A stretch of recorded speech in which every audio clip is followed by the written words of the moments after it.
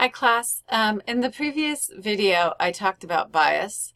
In this video, I'm going to be talking about making inferences, which kind of goes hand in hand with bias because when you make inferences, you start to understand what other people's biases are. So, and also understanding your own biases as well, making inferences about your own thoughts and your own ideas about certain things. So let me get my PowerPoint started here. Computer's slow. And I do have these PowerPoint slides for you on the same page at the bottom in PDF if you would like to have a copy. So making inferences means that oftentimes authors suggest or imply ideas rather than stating them directly. Discovering ideas that are not stated directly is called making inferences. We make inferences all the time in life and in visual and reading materials of all types. To make logical inferences, we must look closely at the information available or use our own experience and common sense. So what is an inference? Inferences are ideas that are not stated directly. They are conclusions we draw from what we hear, see, and read. The process of discovering ideas that are not stated directly is called making inferences. So if you were to look on someone's Facebook page and you saw a picture and you saw a woman wearing a white dress holding a bouquet of flowers, if you saw a bunch of children with flowers and dressing in pink little dresses, girls in pink little dresses, boys dressed in suits, a man wearing a suit standing next to the woman in the white dress, and a whole bunch of people smiling, you can make the inference from what you've seen that the couple probably just got married. And this is part of a wedding ceremony. That's an inference that you can tell from a picture. But you don't know if they are legally married. You don't know if this was the real thing. You don't know if the marriage is going to last forever. You don't know if they were happy about getting married. You don't know how they feel. But you can make the inference that there's a wedding, that this was a wedding ceremony. But you can't make inferences beyond that. And the reason why I'm using this experience is because a lot of us, we will look at pictures and we create our own stories behind the picture. And when you're making inferences, to be on the safe side, what you should just do is talk about what you see. And if you hear something or what you read, if there's a caption below the picture, if it says married and then there's a wedding date, then you can make the inference that this marriage took place on this particular day. So we make inferences all the time, but the point of this is you don't want to go beyond what you see. You don't want to create more of a story. So let's go on with our PowerPoint slides. So we hear a sound and infer that it's just a squirrel on the roof. We walk into a friend's house for dinner and the smells coming from the kitchen help us infer that we're about to have a delicious dinner, or if you don't like the smell, maybe a not so delicious dinner. We greet someone and infer from that person's body language or tone of voice that something is troubling him or her. Now, these are all the inferences that we make. It's about us. We don't know if there's really a squirrel on the roof.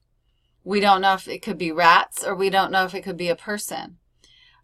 We don't know if the smell coming from the kitchen is really the food or some other type of smell. If we greet someone and there's a lot of talk about, trying to figure out what people think based on their body language. Well, you don't know. Maybe they're just comfortable standing a particular way, or maybe they have other problems with their body, or maybe their tone of voice. It sounds sad, but they're really not sad, but it looks like it's sad to you. But we all create little stories from what we see and from what we hear. And so that's why we're talking about this in this particular section of the class. So here's a cartoon. So there's a couple here, and there's a wife, and she's ironing, and the husband seems to be reading a newspaper or some sort of magazine, and he's sitting and she's standing over the ironing board. So her mouth is open, but his isn't. He's just looking at her. She says, "We've been wedded 3 years. When does the bliss begin?" And we know she's saying it because her mouth is open. So if we look at the multiple choice here, think of the inferences that you can make. The wife is unhappy in her marriage. The husband doesn't know what she's talking about. The wife is doing all the work in the marriage. The couple is about to go out to dinner. So the most logical inferences you can make is 1 and 3. You can make the inference that the wife is unhappy in her marriage because she says, "We've been wedded 3 years. When does the bliss begin?" So we know that she's not happy because she's wondering when the happiness is going to start. And we can make the inference that the wife is doing all the housework in the marriage because we don't see him doing any housework. We can't say that the husband doesn't know what she's talking about. He may and he may not care.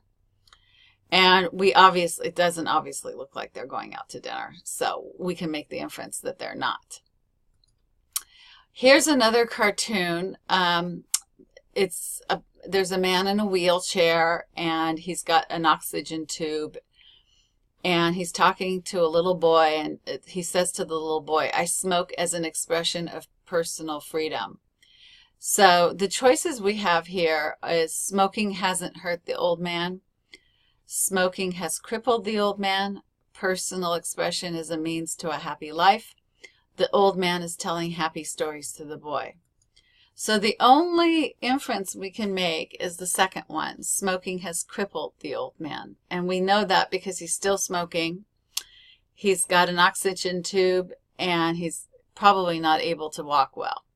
The rest of them just would not apply to what we can see and read from this caption. Here's another, it's a cover of a book. It's called Bait and Switch. And so if we had to make an inference about what the book is going to be about, we could say the book is a how-to book. The book will talk about bait and switch. The book is a love story, and the book is long and takes forever to read. So the inference that we can make is it's a how-to book because it's going to talk about bait and switch. And the book will talk about bait and switch because that's the title.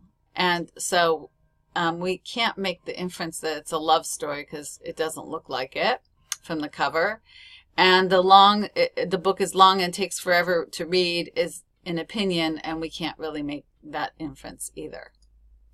Here's another book cover titled Gulliver's Travels. So Gulliver's Travels is a true story. The man on the ground is dead. The book has something to do with a journey. The man on the ground is probably Gulliver, and the story in the book takes place in modern times. So the inference that we can make is 3 and 4. Travels implies some sort of journey, and we can probably Gulliver is on the floor, but we don't know for sure. But the word probably just says there's a possibility, and it's not for sure.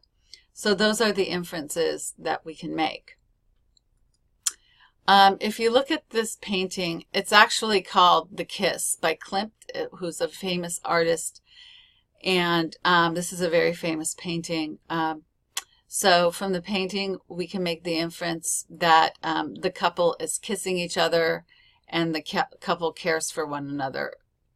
So we can make those inferences from this picture. The other two would not apply because there's no evidence of it from the picture.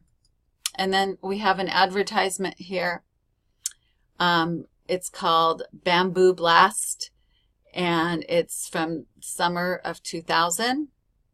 So the best logical choices of the inferences that we can make is that the makeup is probably brown colors because it's called Bamboo. And the ad came out in summer 2000. The rest of the choices would not apply. So when we're making inferences, what we're doing is we're looking at the details of what we can see, but we're not creating our own story with it. So you will look like Cindy Crawford when you use the makeup, the model on the cover. Well, obviously, there's no evidence that you're going to look like Cindy Crawford at all. The makeup is going to make you have dark skin. There's no evidence. It's probably not going to make you have dark skin. But those are all the stories that you would think of while you're making your inferences that you want to try to avoid. You want to try to avoid a story beyond what you see and hear and read. And because especially when we're looking at bias, we can look at the language and we can look at biased language, but we can't say for sure what is going on. We can only make our assumptions based on what we read. So when we're looking at arguments, I want you to kind of clearly think about what you're reading, what you're seeing, and don't go beyond that. Don't create more, just infer from what evidence that you have. And that's actually the guidelines for making inference. Never lose sight of the available information. Use your background knowledge, experience, and common sense to help you in making inferences, and consider the alternatives. So oftentimes we do use our common sense and background knowledge, but we go too far into that, and we don't think that there might be alternative possibilities. So that's what I want you to consider, is all the alternatives, and know that there could be more than just what you see, hear, and read. And all of the argumentation that we're going to be doing this semester. And so making inferences is a skill we practice all the time. For example, with cartoons, book covers, ads, or other visual images, and anything we read. And I actually made these PowerPoint slides years before social media came. And I probably should make a new PowerPoint presentation on the inferences we make on what we see in social media, because oftentimes we see pictures on Facebook, we see pictures on Instagram, and we make a lot of inferences. Oh, I bet she was at that restaurant, blah, blah, blah. Maybe she wasn't. Sometimes some people post pictures of flowers, and people create the story. Oh, I bet she got these flowers, and I wonder who she's seeing. And they create all of these other stories. So that may have nothing to do with the picture. And maybe somebody just took a picture. Or sometimes we see somebody sitting in a Mercedes car and we assume that the person bought the Mercedes or just bought a new car. And maybe they were just passing the Mercedes on the street and somebody said, hey, you want to sit in my car? I'll take a picture of you. And that person posted on Facebook or in Instagram. And people make assumptions beyond what they're seeing. So that's why I'm, you know, you can, if you see a picture of a person, you can make inferences based on the picture, or you read something based on the vocabulary or the words, but you don't want to create more of a story than it's actually there. So there are many important ideas in reading are not stated directly but must be inferred. So if someone doesn't state something directly and you're making inferences, you have to realize that that's just a guess. It's just an idea that you have, and you may not have the full picture. To make good inferences, we must look closely at the information presented and also draw upon our own experience and common sense. So this experience and common sense part can get a little dicey with people because they may think that they actually have the right assumption, but they may not. So when you're making inferences, you're making a lot of guesses based on what you see and visualize and hear and read. And you can be right, or you could be wrong. So you have to realize that there's a possibility of that when you're making inferences. So we're going to talk a lot about that this semester too. We're going to make a lot of inferences all along, and you probably make a lot of inferences all the time anyway. All right, bye.